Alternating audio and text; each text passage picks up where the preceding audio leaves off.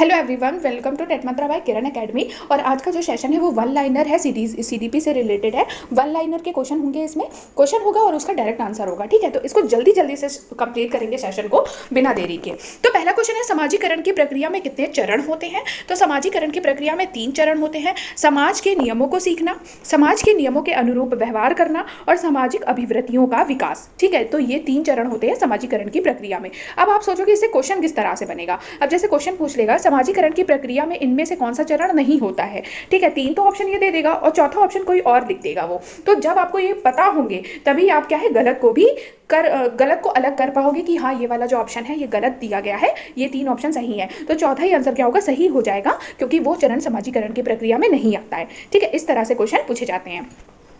Second question है, शिशु के मस्तिष्क का वजन कितना होता है? शिशु के मस्तिष्क का वजन होता है 350 ग्राम। बहुत इंपॉर्टेंट क्वेश्चन है, पूछा भी गया है एग्जाम में। स्वस्थ मनुष्य के मस्तिष्क का वजन कितना होता है? 1400 ग्राम होता है। ये भी पूछा गया, ये दोनों ही क्वेश्चन बहुत ज्यादा इंपॉर्टेंट है। शिशु के मस्तिष्क का वजन कितना होता है? 350 ग्राम होता है। और जो स्वस्थ मनुष्य होता है, मतलब मनुष्य और शिशु अलग है। ठीक है, शिशु के मस्तिष्क का वजन होता है 350 ग्राम और मनुष्य के मस्तिष्क का वजन होता है 1400 ग्राम। 6 माह में बालक का वजन लगभग कितना हो जाता है? 6 माह में बालक का वजन जन्म के समय के वजन का 2 गुना हो जाता है। ठीक है, तो 6 माह में बालक का वजन कितना हो जाता है? जन्म के समय जितना बालक होता है उसका 2 गुना हो जाता है 6 माह में बालक।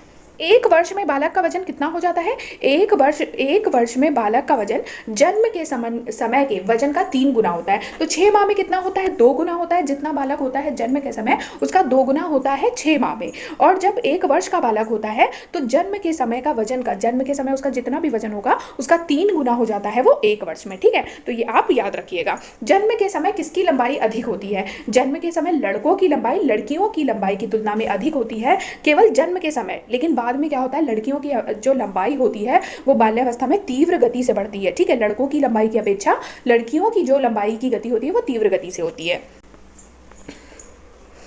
जन्म के समय बालक एवं बालिका की लंबाई लगभग कितनी होती है? बालक की लंबाई लगभग 20 इंच तथा बालिका की लंबाई लगभग 19.5 इंच होती है। ठीक है, मानव के अस्थायी दांत यानी कि दूध के दांत कितने होते हैं? तो मानव के दूध के दांत कितने होते हैं? 20 होते हैं। ठीक है, ये भी अलग अलग जगह पर अलग अलग होता है। ठीक है, जैसे कि मैं बता दूं आपको, जैसे कि जो शैशवावस्था होता है, शैशवावस्था में जो दूध के दांत होते हैं वो कितने होते हैं? 16 होते हैं। ठीक है, 16 होते हैं शैशवावस्था में। बाल्यावस्था में 15 होते हैं, वो भी पक्के स्थायी वाले। ठीक है, और किशोरावस्था में होते हैं 27 से 28। ठीक है, मानव के स्थायी दांत कितने होते हैं? मानव के स्थायी दांत होते हैं 12।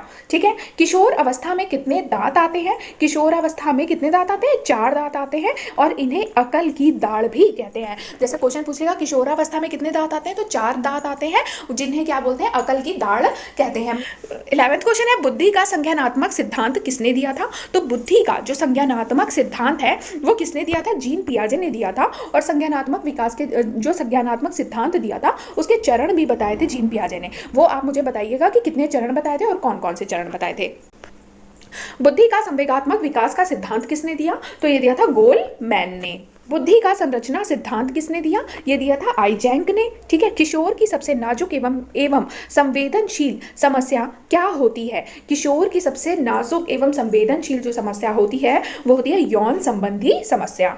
मानव विकास की किस अवस्था के बाद व्यक्ति परिपक्व हो जाता है? तो किशोरावस्था एक ऐसी अवस्था है जिसके बाद व्यक्ति परिपक्व हो जाता है। शिक्षण की विभिन्न विधियों के प्रयोग के लिए कौन सी अवस्था सर्वाधिक उपयुक्त है? तो शिक्षण की विभिन्न विधियों के प्रयोग के लिए बाल्यावस्था जो है वो सर्वाधिक उपयुक्त है।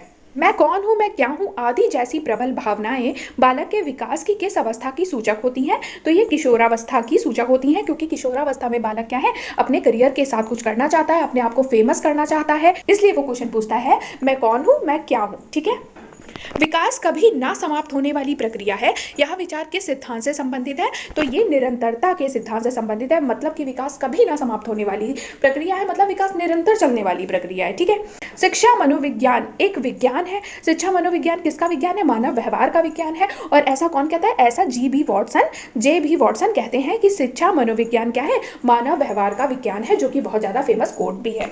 विकास प्राणी में प्रगतिशील परिवर्तन है जो निश्चित लक्ष्यों की ओर निरंतर निर्देशित होता रहता है। यह कथन किसका है? ये कहा है ड्रेवर ने। शरीर में सबसे लंबी हड्डी का नाम क्या है? फीमर है, जो कि कहाँ होती है? जो कि जांघ में होती है। ये आपको सीडीपी में ना सही लेकिन ईवीएस में इस तरह के क्वेश्चन पूछे जा सकते हैं कि शरीर में सबसे लंबी हड्डी का नाम क्या है? तो फीमर। शरीर में सबसे छोटी हड्डी का नाम क्या है? स्टेपीज है, जो कहाँ होती है? जो कि कान में होती है। शरीर में सबसे मजबूत हड्डी का नाम क्या है? मंडीबल है, जो कहाँ होती है? जो कि जबड़े में होती है। जन्म के समय नवजात शिशु की त्वचा का रंग कैसा होता है? हल्का गुलाबी होता है, ठीक है। 15 दिन के बाद त्वचा स्थायी रंग को प्राप्त कर लेती है। तो जन्म के समय नवजात शिशु की जो त्वचा का रंग है वो गुलाबी होता है, लेकिन 15 दिन के बाद जो होता है उसका कलर चेंज होने लगता है और वो स्थायी रंग जैसा होता है, जैसा हमारा स्किन टोन होता है वैसा उनका टोन हो जाता है। नवजात शिशु कितने घंटे सोता है? बहुत इंपॉर्टेंट क्वेश्चन है, मोस्ट इंपॉर्टेंट क्वेश्चन है। नवजात शिशु कितने घंटे सोता है? 18 से 20 घंटे सोता है, किंतु वह हर 2 घंटे में जागकर अपनी मांसपेशियों को घुमाता है, ठीक है। तो नवजात शिशु कितने घंटे सोता है? 18 से 20 घंटे सोता है। बालक का विकास 6 वर्ष तक लगभग कितने प्रतिशत हो जाता है? तो 6 वर्ष तक बालक का विकास 90% तक हो जाता है, मतलब कि बाल्यावस्था में जो बालक का विकास है वो 90% तक हो चुका होता है, ठीक है।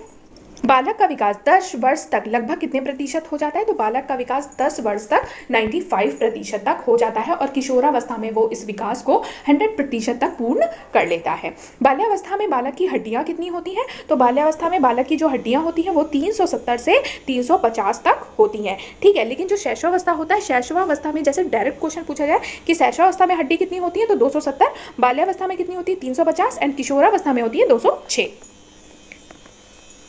निःशुल्क एवं बाल शिक्षा का अधिकार एवं अधिनियम 2009 का विस्तार किस राज्य में नहीं हुआ है? तो ये है जम्मू कश्मीर, ठीक है। जम्मू कश्मीर में निःशुल्क एवं बाल शिक्षा का अधिकार अधिनियम 2009 का विस्तार नहीं हुआ है भारत में, बाकी सभी राज्यों में हुआ है।